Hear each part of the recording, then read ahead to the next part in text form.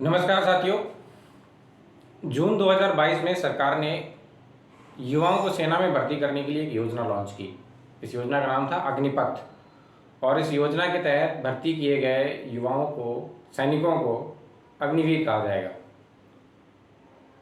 इस योजना को लेकर युवाओं के मन में तमाम तरह की आशंकाएं थीं, जैसे कि इस योजना के तहत भर्ती किए गए सैनिकों को क्या आम सैनिकों की तरह सुविधाएं मिलेंगी, उनको रिटायरमेंट के बाद करियर में आगे बढ़ने के लिए क्या अवसर मिलेंगे। और इन्हीं आशंकाओं को लेकर युवाओं ने देश के विभिन्न हिस्सों में, देश के विभिन्न शहरों में बड़े बड़े आंदोलन किए। सरकार ने इस योजना को लेकर बाद में स्थिति स्पष्ट की कि जो अग्निवीर होंगे वो भी एक सामान्य सैनिक की तरह थल सेना, वायुसेना और जल सेना में अपनी सेवा पूरी करने के बाद उन सभी सुविधाओं के पात्र होंगे जो एक आम सैनिक होता है, और सर्विस के दौरान भी उनको वही सारी सुविधाएं दी जाएंगी, उन सभी योजनाओं का लाभ दिया जाएगा जो एक आम सैनिक के लिए बनाई गई। विभिन्न राज्य सरकारों ने भी इस पर घोषणा की कि जो अग्निवीर रिटायर होकर के आएगा 4 साल बाद, तो उसको आरक्षण का लाभ दिया जाएगा या दूसरी राज्य सरकार की नौकरियों में उनको वरीयता दी जाएगी। ये राज्य सरकारों ने घोषणा की। थोड़ा संक्षेप में जान लेते हैं अग्निपथ योजना के बारे में और फिर उस पर बात करेंगे कि रेलवे ने अग्निपथ योजना और अग्निवीरों के लिए क्या कुछ दिया है अभी। अग्निपथ योजना के तहत जो आयु सीमा है वो 17.5 से 21 वर्ष रखी गई, और इस योजना के तहत जो युवा भर्ती किए जाएंगे वो सेना में 4 वर्ष तक अपनी सेवाएं देने के बाद कुल भर्ती किए गए सैनिकों का 75% वापस कर दिया जाएगा और 25% जो सैनिक हैं उनको स्थायी कर दिया जाएगा परफॉर्मेंस के बेस पे। आयु सीमा मैंने बताई दी आपको कि 17.5 से 21 वर्ष है।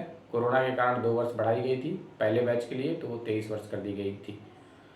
हर 6 महीने में इसका नोटिफिकेशन आता है, और लिखित परीक्षा और दक्षता परीक्षा के बाद, शारीरिक दक्षता परीक्षा के बाद युवाओं की थल सेना, वायुसेना और नेवी यानी कि जल सेना में भर्ती की जाती है।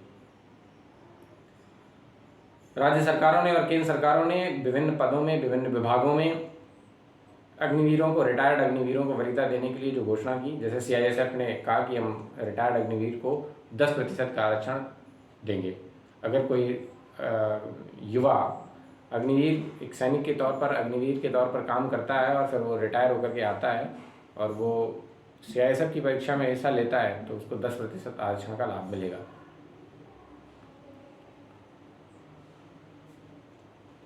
अन्य विभागों ने भी, राज्य की जो सरकारें थी उन्होंने भी घोषणा की।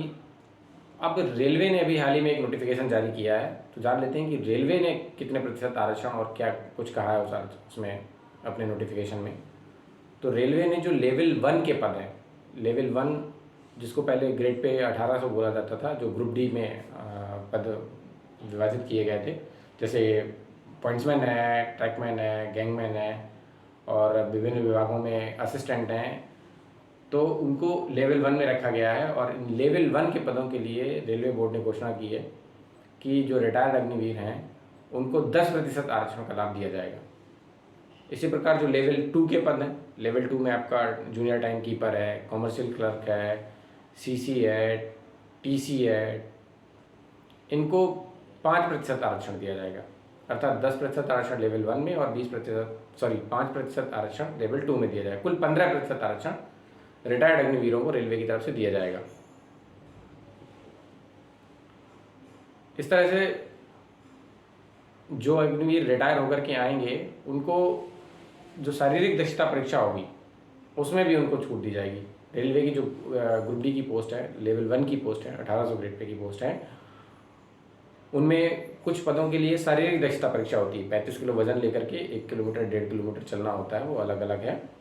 और इस तरह से जो रिटायर्ड अग्निवीर हैं, क्योंकि वो सैनिक होंगे तो फिजिकली फिट होंगे, तो उनको शारीरिक दक्षता परीक्षा पास करने की आवश्यकता नहीं होगी। 10 मई को जो रेलवे बोर्ड ने नोटिफिकेशन जारी किया है उसमें ये जानकारी भी दी गई है।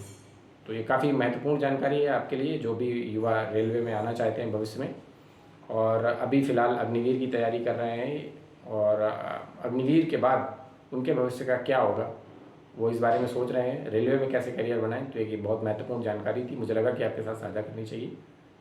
धन्यवाद।